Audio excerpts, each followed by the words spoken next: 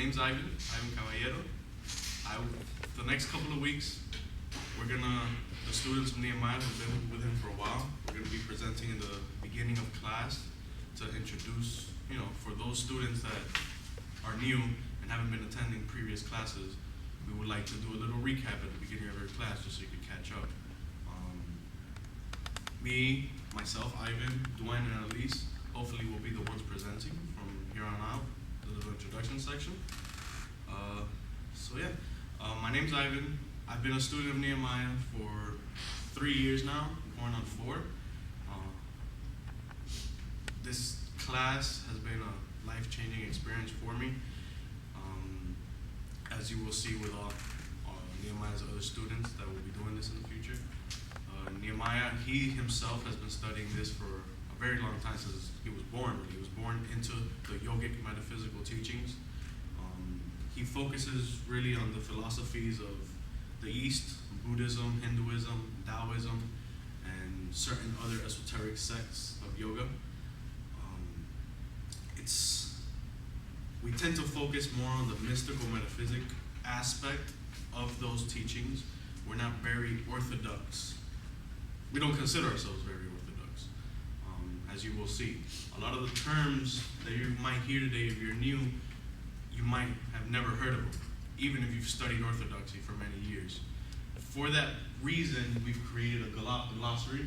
We're almost done with it. It needs some edits here and there, but it will be up on Meetup very soon. So just keep posted on Meetup for it, so you can download it and use it. It's going to be very handy because, like I said, the classes here are about an hour and a half long, and in that time we use a lot of Sanskrit terminology that if you're new you may not have heard ever. So the glossary will be a very useful tool to keep up. We would recommend, as Nehemiah's teaching, take notes. If you hear words you don't understand or you don't know the meaning of, write them down, and go back to the glossary after class or before the next class or whenever, so you can catch up on what those terms mean. So this experience can become easier for you to follow. And with that, I'm going to introduce the class we've been speaking about the last couple of weeks. We've been studying the branch of yoga called Raja Yoga. Raja Yoga means king yoga, and it's the yoga of mental development. It is one yoga out of many that we feel all blend together, but for teaching purposes, we do divide them. For example, there's Jnana Yoga, which is the yoga of wisdom. There's Bhakti Yoga, which is the yoga of devotion and cultivation of that higher knowledge and God. There's Raja Yoga, which is the mental development, the yoga of mental development.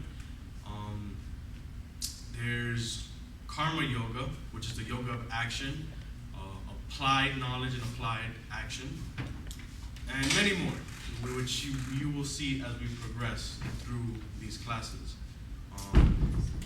Raja Yoga, which is the yoga we are studying now, is divided into 8 limbs, which let me pull up on the screen.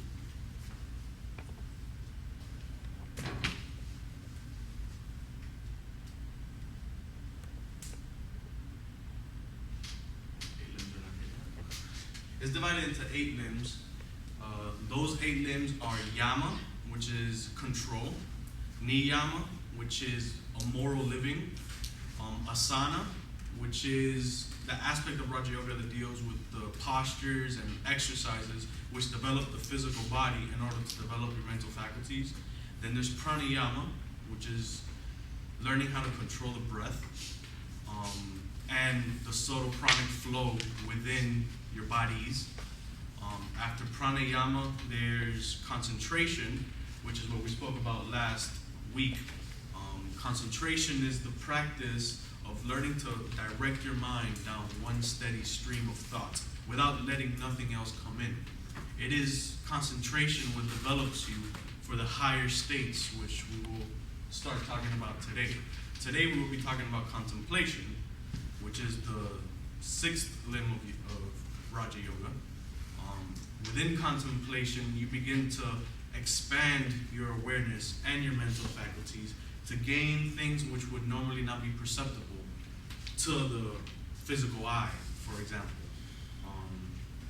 If you learn to concentrate on this marker, for example, in concentration, you learn to block everything out and just observe this marker. In contemplation, you actually start breaking down information that is pervading this marker, but we don't pick up with our physical eyes. It takes certain hours and months of practice to reach that state, but it's very doable. And we have proven that it's doable, it's a possibility. After contemplation, you enter the state of meditation. Meditation is a misinterpreted word, broadly misinterpreted word. Very few people on this world can actually meditate. All right? Meditation is a very deep state, a mental state. It is that state where you actually become one with an object. Okay? It is in meditation where you enter mastership, adeptship, and mastership once you're able to meditate. But it takes tremendous effort and tremendous discipline to ever get to that point. And after meditation, there's samadhi, which is the ultimate goal. I will let Nehemiah go into samadhi. Samadhi is a very deep and complex subject. Once we get to that, I'll leave that open for you guys, and so you can hear Nehemiah explain samadhi. And yeah, so that's what we've been studying for the next couple of weeks. Like I said, last week we studied concentration. This week we're going to be studying contemplation. And with that, I'll introduce Nehemiah, and he'll take it from here. Thank you.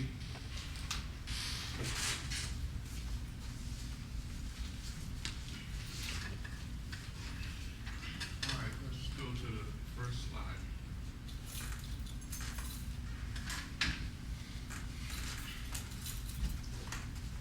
Last week we studied concentration. This week we're going into contemplation. But in order to understand contemplation, we'll have to go a little bit more on concentration. We meant to get this to everyone today, but the printer wouldn't work. So we'll probably email it out to everyone. All right, so make sure your emails are on the sign-in sheet today. Concentration is directing one's thought down one channel of thought on a particular subject or object without altering. So you have thought on that one single thing. This creates a magnetic pull on the information that you're channeling, so that in time you can move into a level of contemplation. Contemplation is when you have concentrated on something for so long that you begin to access the subtle thought patterns of that particular object or subject that like, in other words, all like thought connected to that. So and that's the point where you have a merger of your physical senses and astral senses. Okay? And then that creates psychic ability, okay, or clairvoyance. So let's go into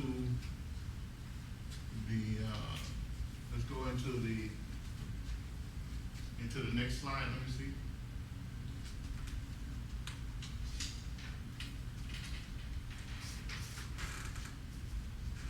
How many slides are there? 4? Yeah. Let's look at this third slide.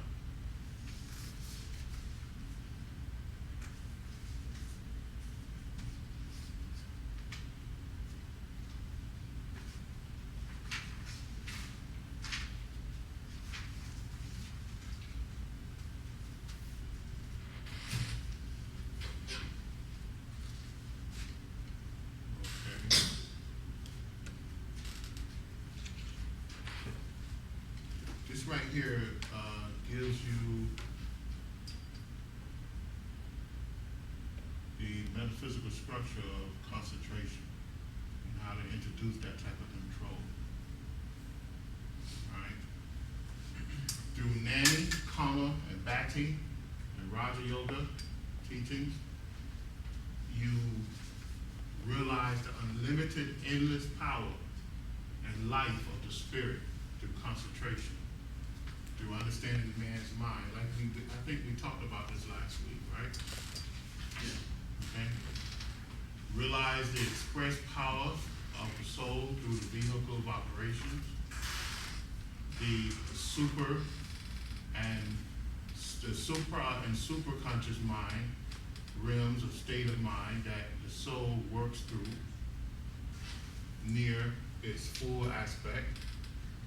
The subconscious mind, the automatic functioning of memory, storage part of the mind, also in reactive and in operation. Conscious mind, that part of the mind that we use to perceive and express ourselves to the outside world. All right? So in order to be able to concentrate, you have to realize that the conscious mind is not you. The conscious mind is a tool that you use. And you are spirit and soul that's controlling that tool. So you have to realize that there's a higher part of you that will dictate to the conscious mind. Because if you let the conscious mind dictate to you, what will happen is that the conscious mind will have you doing all sorts of things in order to please its basic feelings and sensations. Okay? In other words, you'll give in to ego. You'll give in to malice, to anger, to all sorts of low type character. All right? But when you, the soul, controls the conscious mind, and you control the conscious mind from a vantage point of soul and spirit, then you will not give in to those things. Because you will see that, in other words, you'll predetermine your actions because you'll see that the end result of giving into that is not good. And you want an end result that is good. So that's why the first limb of yoga is yama, which is control of thoughts and actions, okay? It takes wisdom and karma to understand that, okay? Nani and karma. Nani yoga meaning wisdom, karma yoga meaning action under the law, okay? So you'll see that that's the first.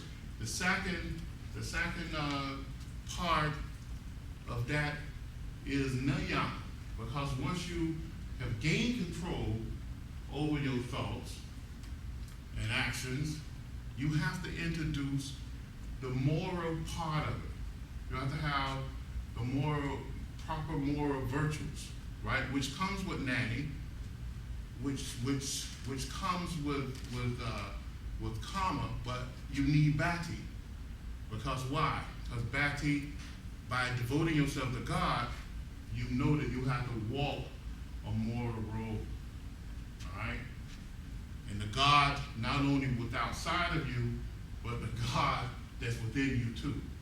Okay? Because all of us is an aspect of God. All right? So without these things, without controlling the thoughts and the minds, the body is pervaded with all types of negative thoughts. All right? And when it's pervaded with all types of negative thoughts, you have chaos. You have all type of blockages within the gnotic pathways of the body. Those gnotic pathways that we constantly talk about, the nadis, the 242,000 nadis within the body. Hatred, malice, anger, lust, all of those things become the blockage to you so that you cannot develop yourself. See?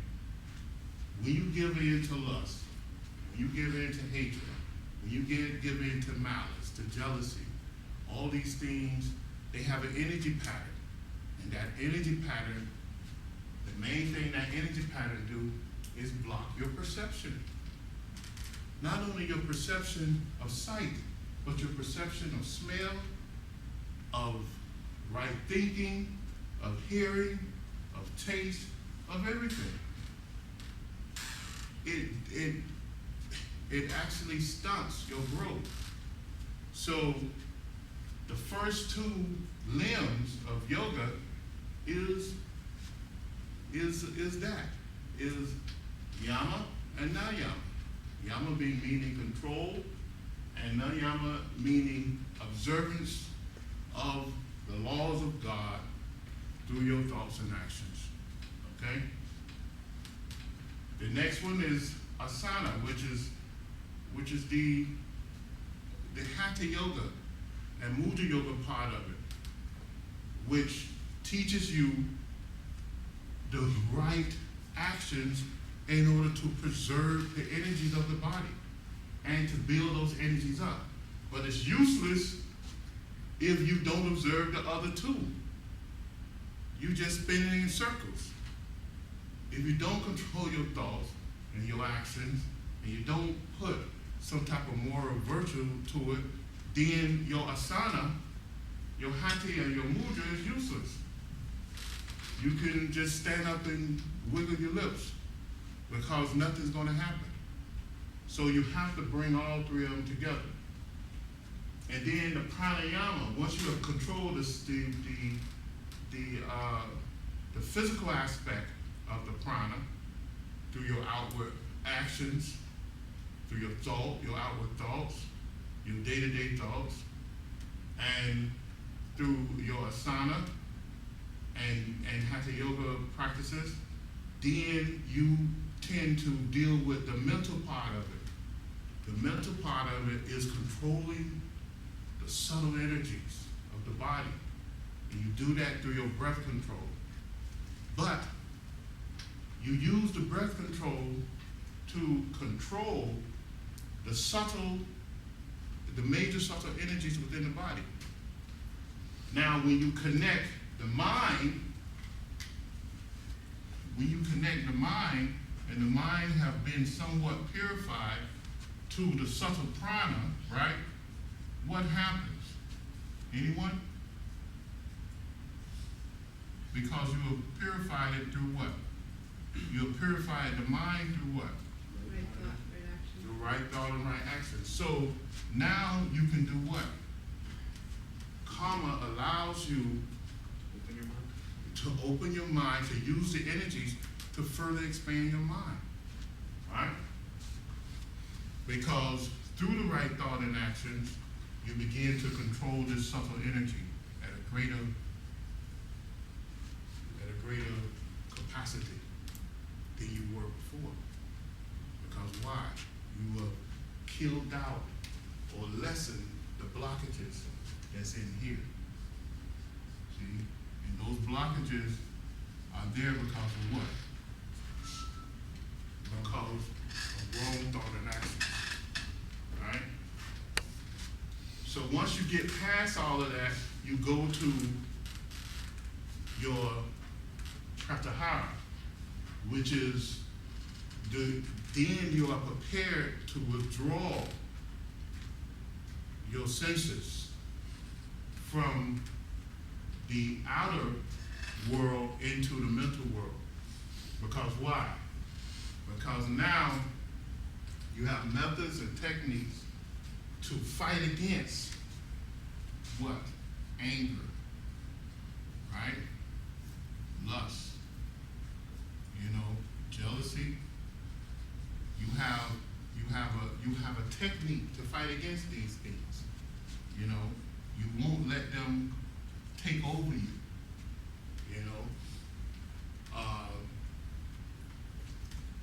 some people say it's 8 deadly sins. It's really the yogis' names, I think 16 or 22 for these. All right? But you have to learn to control these things, because these things are blockages and a disease to mind and spiritual development and psychic development. That's why you find some people that have developed themselves psychically,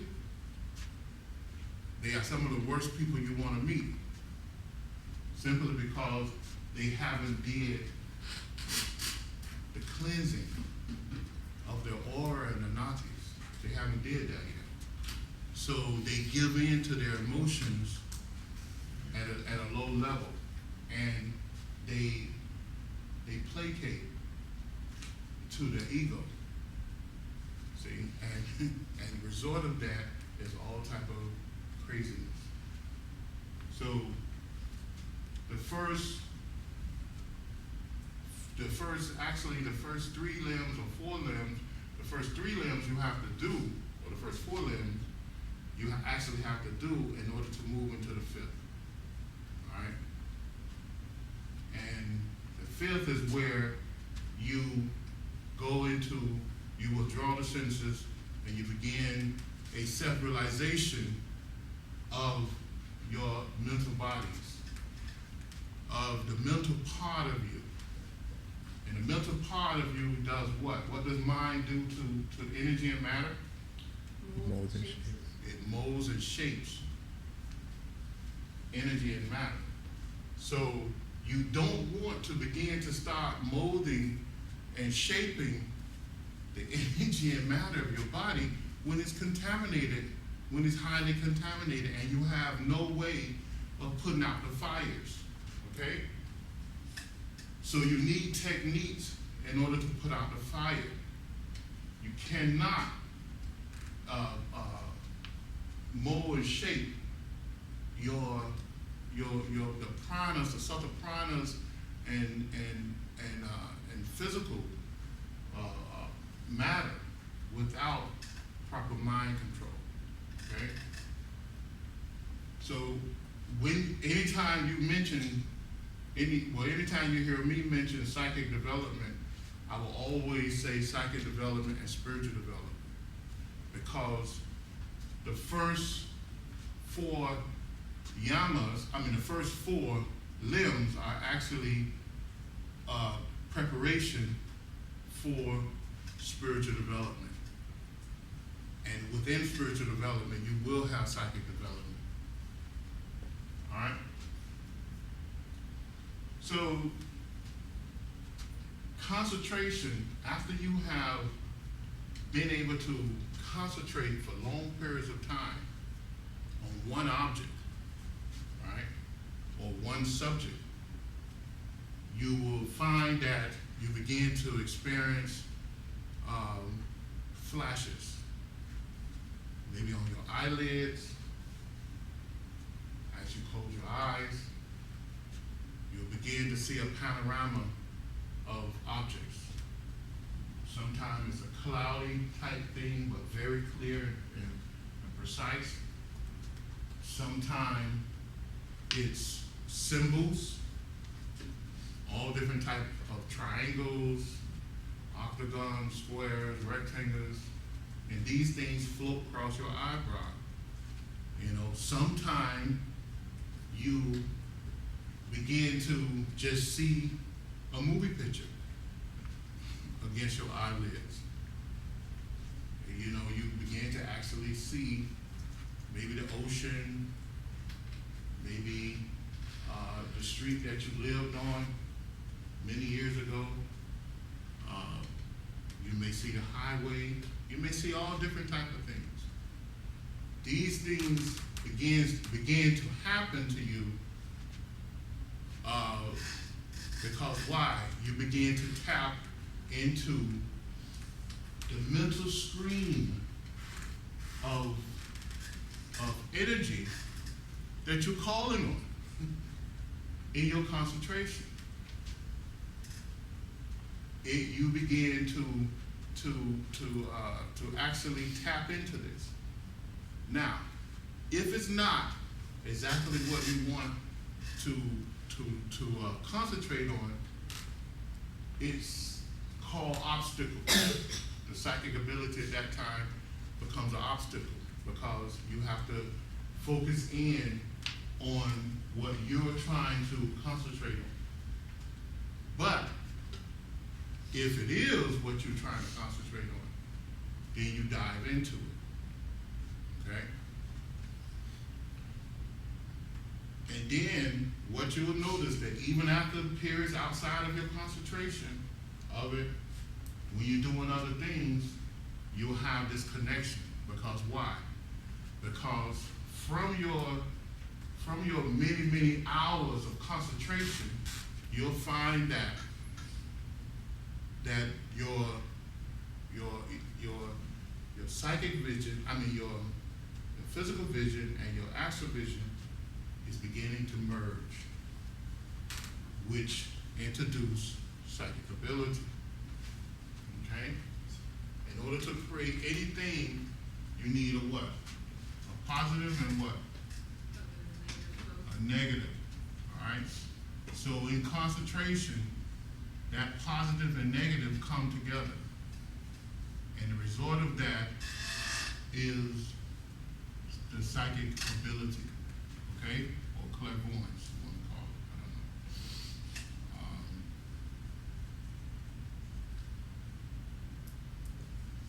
know. Or the cities, what they call it in Sanskrit. All right, so your astral senses, your physical senses, which is probably the negative, your astral senses is probably the positive, could be reversed for some people.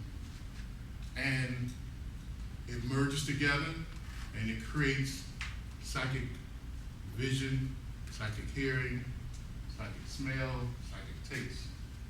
And you'll begin to see psychically, okay? From your concentration, from your pranayama, from your mudra, and from the correct yama and ayama. All 6 of those will bring about your psychic abilities. Okay? Tempered with a spiritual goal.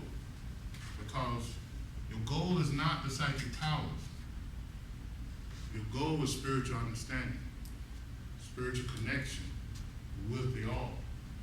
But in order to get there, you have to go through the psychic world. Okay? You have to develop the psychic world. So what will happen, you'll begin to have these visions. You'll begin to see auras. You'll begin to sense things before they come, way before they come. You begin to see patterns that you normally don't see. And there's no way that you can explain it. You know, it's really no way you can explain it. Because you'll begin to feel things. You know, you come into contact with a person or a place, and you automatically know the destiny of that person or place. Automatically. And there's no real scientific way that you can explain that. But you know it. Okay? You walk into a room or a house or whatever, and you know that in less than a decade, that house or room will be torn down and never to be seen again, except through a photo. You know that. But you cannot explain it. Because why? Because as your psychic ability grow, right, all your senses kick in. You got 10 senses, right? The senses of the feet, the senses of the hand, the senses of of your auric fields, your eyes, your nose, everything kicks in. So wherever you go, wherever you walk, wherever you come into contact with people, you know immediately certain things that you cannot really reveal to them. And this is where the yama and the niyama comes in, right? Because why? Because it comes in because you must obey the law, right? If we look at yama, right, and niyama, what do we see? This teaches us what? What does it teach us? Karma. Karma. It teaches us karma. Because why? What is karma? Action. Conformity to the law. Action. Right? So it's action under the law. In Sanskrit terminology, they just describe it as action because no action can happen outside of the law. Everything that moves, everything that's within manifestation is within a framework of law called karma. Okay? So everything is karma. Everything. So yama and the yama, it teaches you the laws of karma. Morally, right? To frame all your actions in a moral framework, which is karma. Okay? So as you develop yourselves, you won't begin to do things that's crazy. That's what earlier I was talking about. Some psychic people that just, you just see them and you learn that sometimes they kind of the worst people in the world because of their sentiment, because of they have no regard to law and correctness because they allowed their ego to control them. All right? So that's what we want to actually get away from. Okay? So as you develop yourself through contemplation, because concentration will drive you to contemplation. And as you develop yourself through contemplation, if you're not connected to those first two limbs, then you fall weak and you fall off the path. All right? So you must have control, because once you begin to see things and experience things and see things that most of the people in the world don't see, your ego will grow big as this room. And no one will be able to tell you anything, because you will say, I know. And sometimes when you think you know, you don't know. Okay? So we have to be very, very careful about that. Go to the next slide.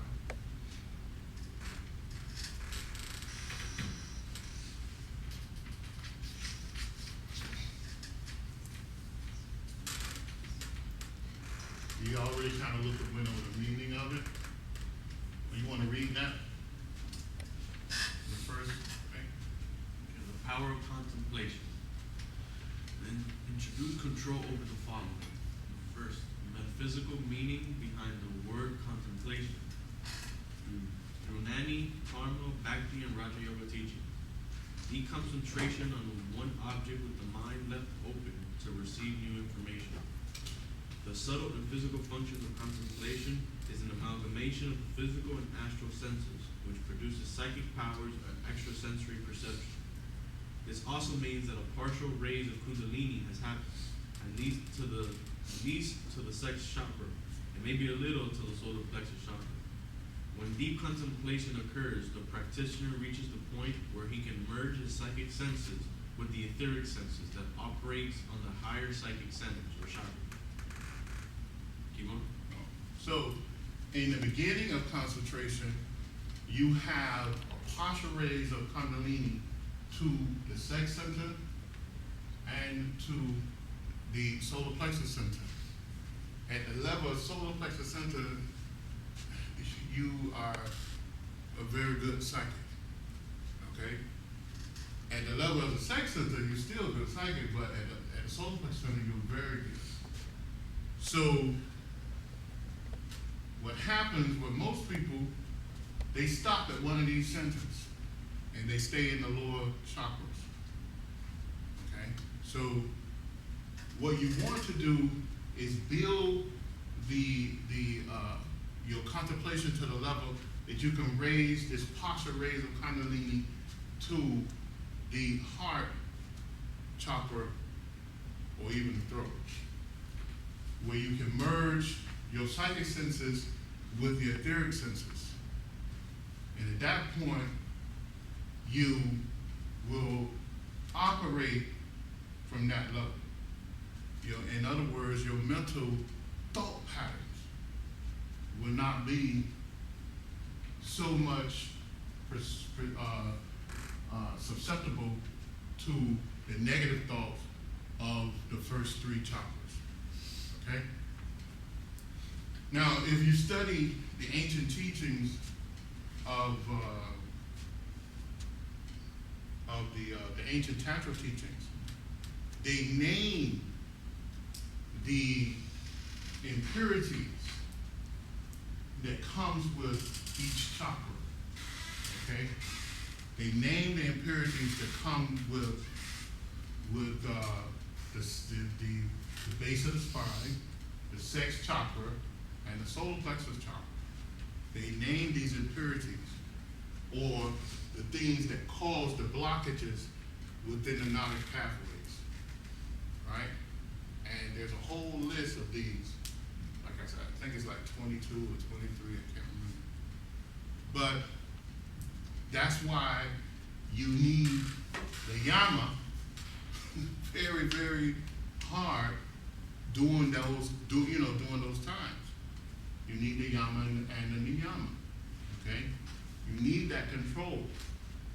So that's that's one of the main things of developing yourself, because you can get highly, highly carried away and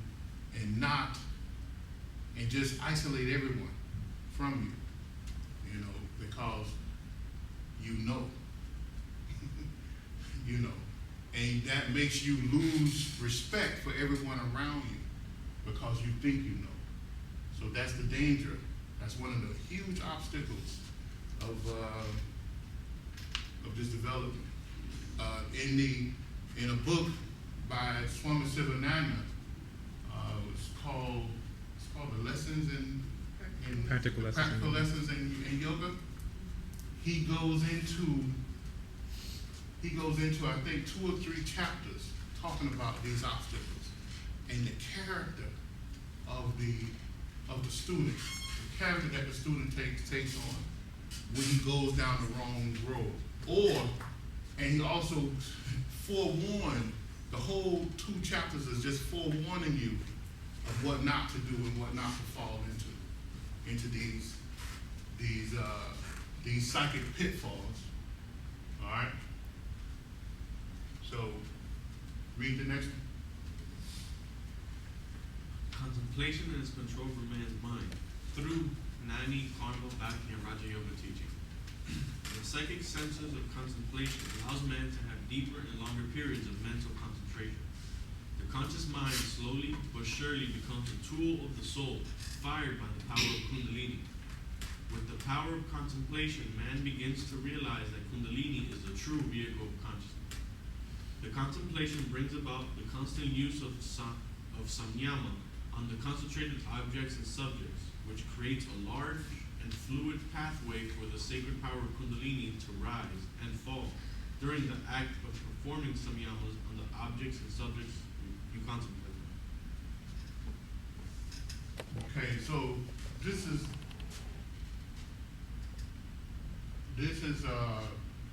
something that at certain level of contemplation, you'll get to the point where you can begin to perform sanyamas. And we are told that you should perform sanyamas on everything that you can. That means that when you see something and don't understand it, you do a sanyama on it so that you can gain understanding from that object or that subject, right?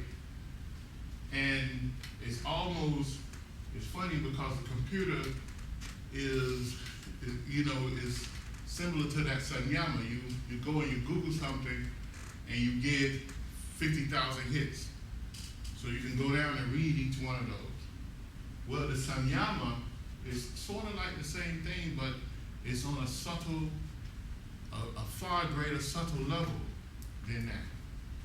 With the sanyama, you can go and you can look at an object and you can do a sanyama on it, and within a few minutes, you can know the history of that object for the past 10 lives. Okay? And you understand the molecular structure of that object. Okay? So that's what a sanyama is. So, but now the same thing is that if you have not cleansed yourself, cleansed your mind of all these different impurities, your interpretation of what you just seen is going to be warped. Okay? So that's just, that's what this means. That's why we have to educate ourselves, even though we may have the ability to see psychically, even though we may have the ability to go into deep contemplation, you should always make a point of educating yourself, okay? Because it molds and shapes the framework in which you perceive things, all right? And it leads you to a greater truth, okay? So that's the reason why the yogis say learn something every day. Don't let a sun set without learning something new, okay? So in the same way is when Dr. King talked about mediumship, he said that the psychic vision is always correct, but it's the medium, the person who interpreted it, that's wrong. Because when you're looking at something psychically, you begin to see the true nature of that thing, of whatever level, psychic level you're on. But your interpretation of that is the thing that could be wrong. So, and we have found that all different calibers of psychics have got things wrong from their interpretation. Although when you clearly look at their psychic vision and then look at their commentary on it, you can see after their vision came true where their commentary was a little bit off because of where they were and their perception of it, okay? And because of their life, so all that plays in it, and it takes a very, very advanced psychic to do as Dr. King did in his mediumship to 80, 90, sometimes almost 100%, where it was where he allowed the psychic message to come through without any interruption from the medium. Okay? Everybody understand that? Huh? Yeah. You look confused. You understand it? So, in the sense of a vision, would it be best to just write it down and leave the interpretation for another time? No, you can interpret your visions. I'm saying, but interpret them through develop, like I said, develop control over your thoughts and minds. In other words, do not allow your imagination to take control. Do not allow your likes and dislikes to color what you're actually seeing. See things for what it is. You know, in other words, the master, you have an eraser? The master told us to that love is what? What is love energy? Preservative. Huh? Preservative. But the nature of it is what? It's impersonal. Right?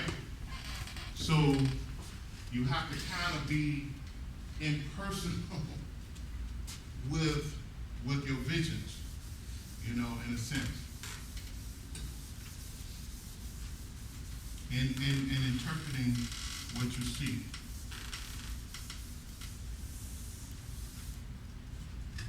You know, and that's one of the keys to when you see something, you know, don't allow your personal feelings to cloud your judgment.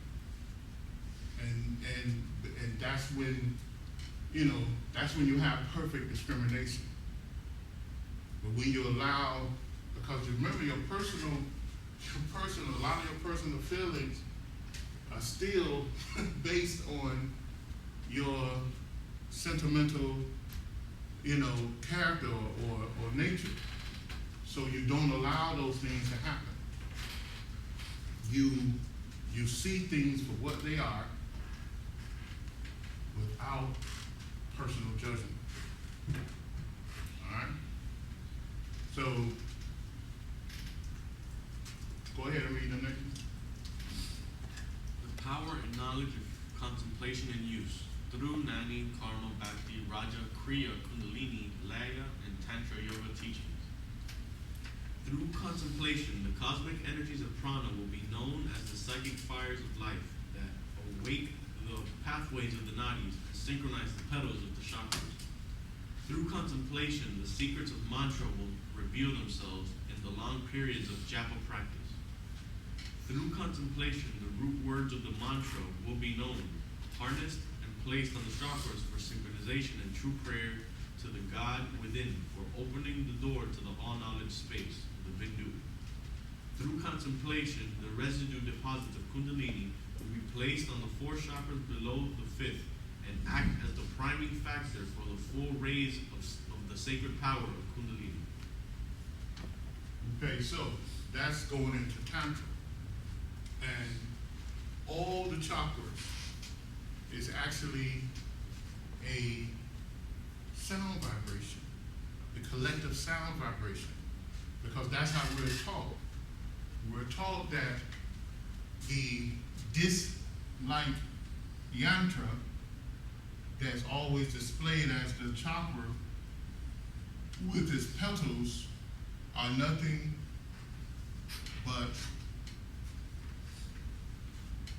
seed mantras, which are BJs, right?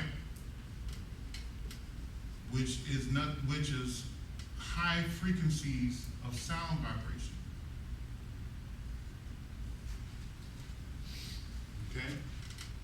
And these sound vibrations, they are the thing that molds and shape energy. And energy is the thing that produces matter. Okay? So this is done. These sound vibrations are created by the soul. And from these sound vibrations, mind is formed. And then mind mold and shape the energy. Okay? So what are you doing is when you get into the higher techniques of yoga, mantra is introduced, and you use that mantra to calibrate the aura, right, and the chakras.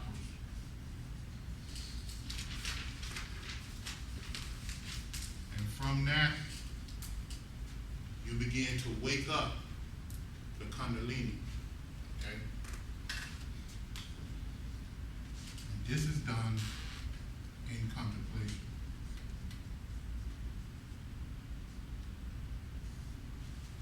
And Kundalini is the vehicle of consciousness for the soul. The soul, your consciousness only exists because of the power of Kundalini. Okay? It's the power that extends from the soul. So, is there any questions? That's the last slide. Yeah. Isn't emotion like the catalyst for action? Emotion is what? It's like the reason you act is because you have an emotional inclination or something pushing you or a feeling to move towards making a certain action. How do you act without emotion? What you mean emotions? You say emotions? Yeah, emotions. Emotions. Emotions? Yeah. Yeah. Emotions comes from feeling. Is that how you say it? Yeah. Right? Right. Feelings is above mind. Let's go into deeper metaphysics. Okay? So that's will, in a Huh? sense? Or feelings come from will? It's part of will. But your feelings have nothing to do with mind. Right? Yeah. Do they have to do them with the superconscious mind? It's above superconscious. Remember, superconscious is what? Superconscious mind. Okay? Feelings rank with soul and spirit. When you say feelings, like, The problem that we have is that we rank our feelings with what you just said, Emotion. emotions.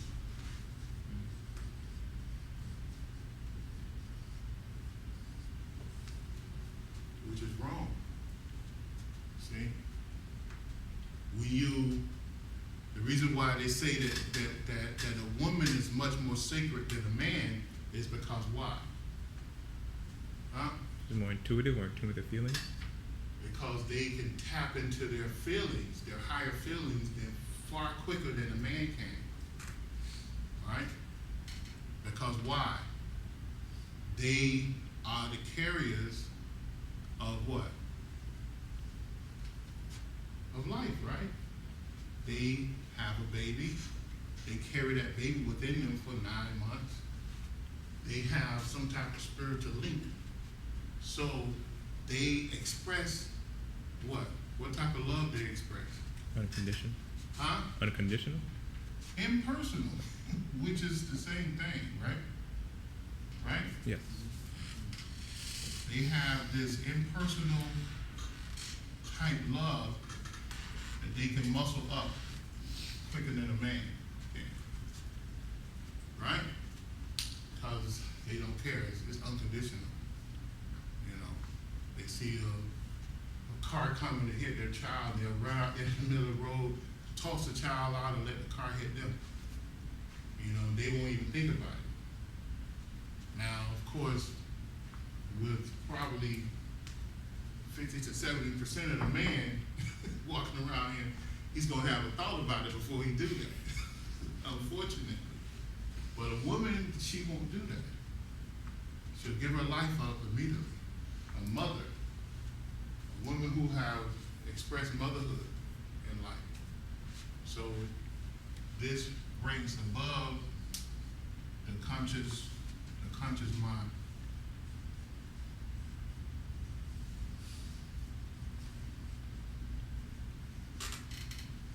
Subconscious mind and super. So emotions is a basic thing. can you attribute feeling with intuition? Well, it might be a conduit for those feelings, but it's not intuition. Yeah. So if you want to define it in a certain way, you can you say that feelings are pure impulses that come from the soul and spirit? Yeah, you can say that. The upper feeling, not the basic emotional Right. feeling. Okay. Because your basic emotional feelings is the static noise of basic life. In other words, you know, like I feel like taking a swim. I have strong feelings towards you. Those are not really feelings. Those are not really higher feelings. It's when you can reach in that relationship with your significant other to the point of impersonal love or feelings, then it's real feelings. Before, it's just basic emotions. Okay? So that's the difference. So I mean, as a yogi, as a mystic, never mix emotions with real feelings, with pure feelings. Okay, it's two separate things. Any other questions? So union with God then, or yoga, comes from the soul's expressed desire to reunite with spirit? The union with God comes from what now?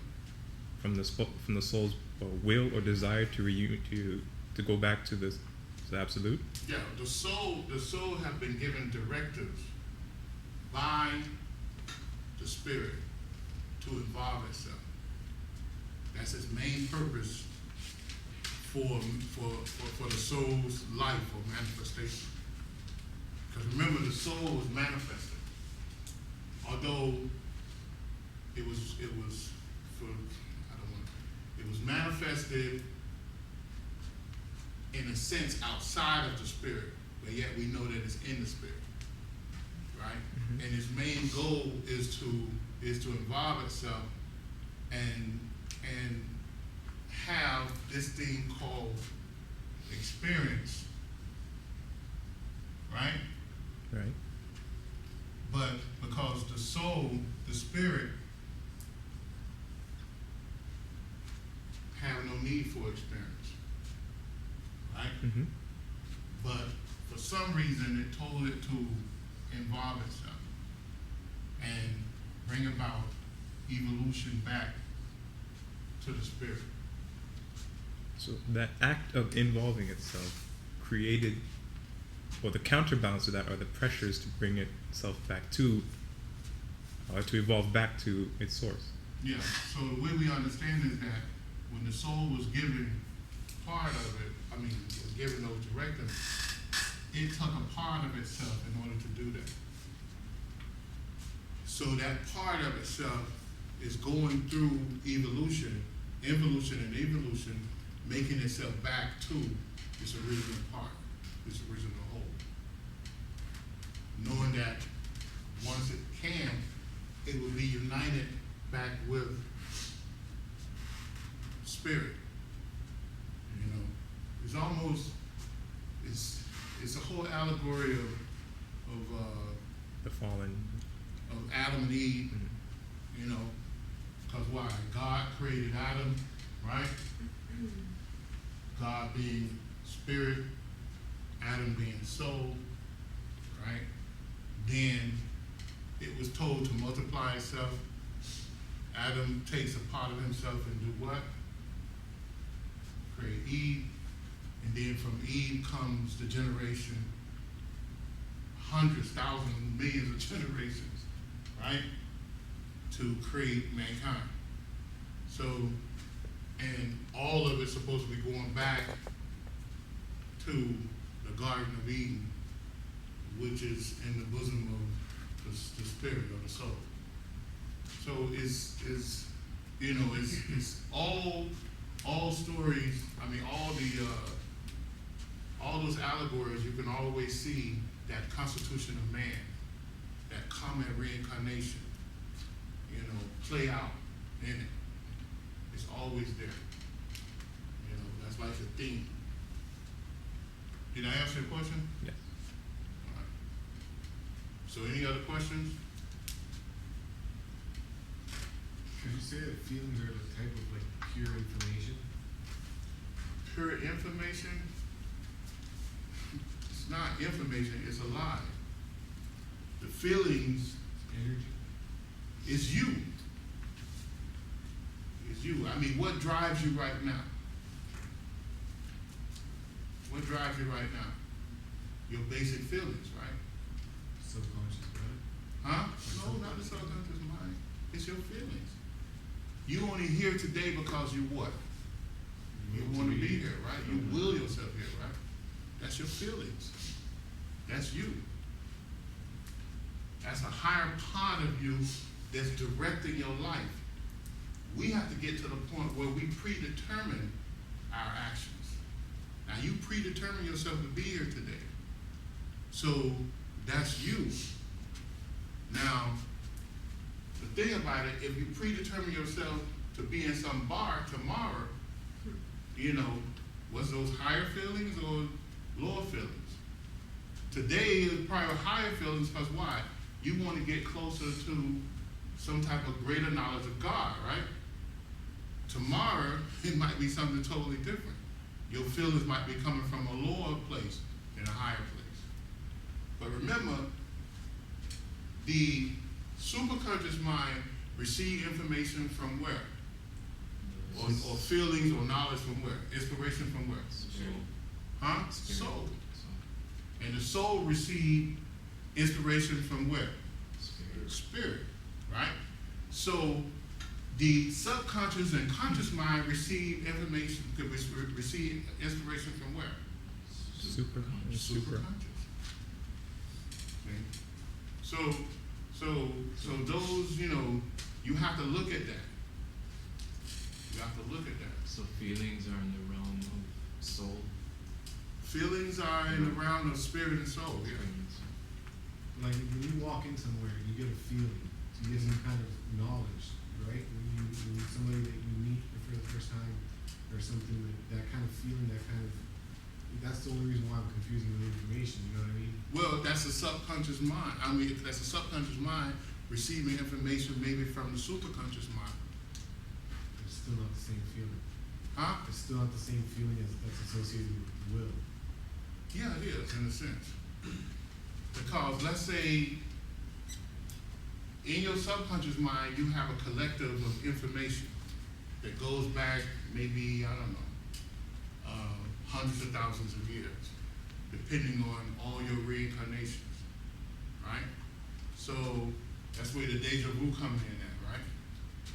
You fly over to Europe or to Africa and you see a building and they say the building is 6,000 years old, you know, or 2,000 or 4,000, whatever it is.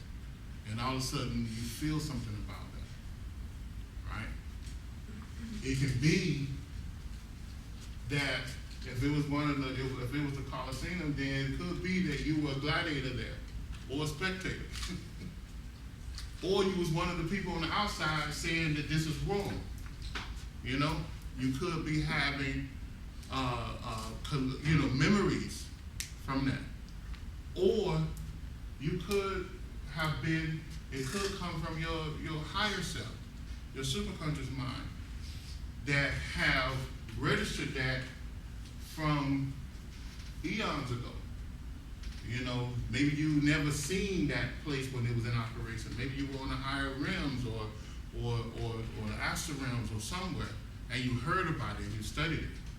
But it had to come from either your superconscious mind, right, or your soul or spirit. Or I'll say your soul.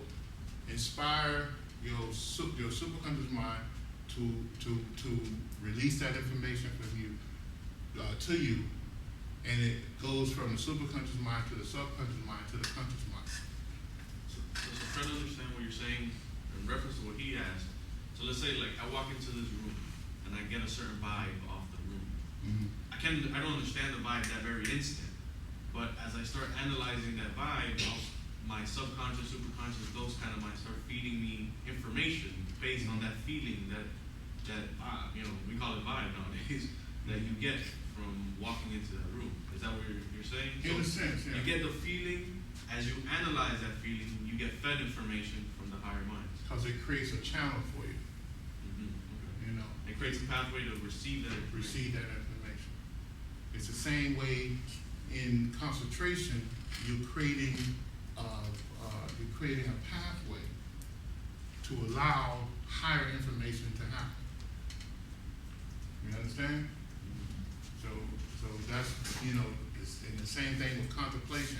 Concentration creates a pathway for contemplation. Concentration and contemplation creates a pathway for meditation. Long hours of meditation brings about a pathway to allow samadhi. Long periods of samadhi brings a pathway for cosmic consciousness.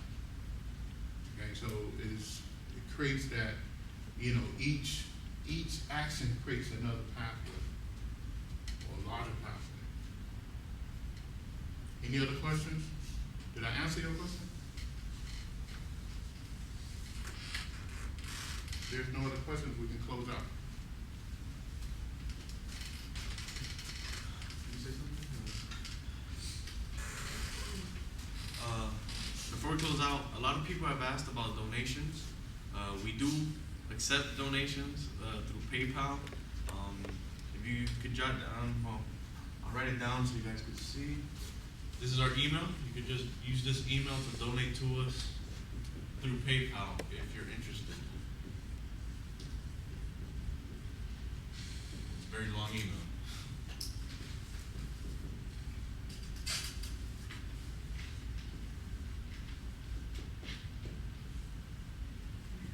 mysticknowledgecenter@gmail.com. Right? And we'll really appreciate it. We would like to upgrade our video equipment, so whoever's online and out there and you want to help us out, it's greatly appreciated.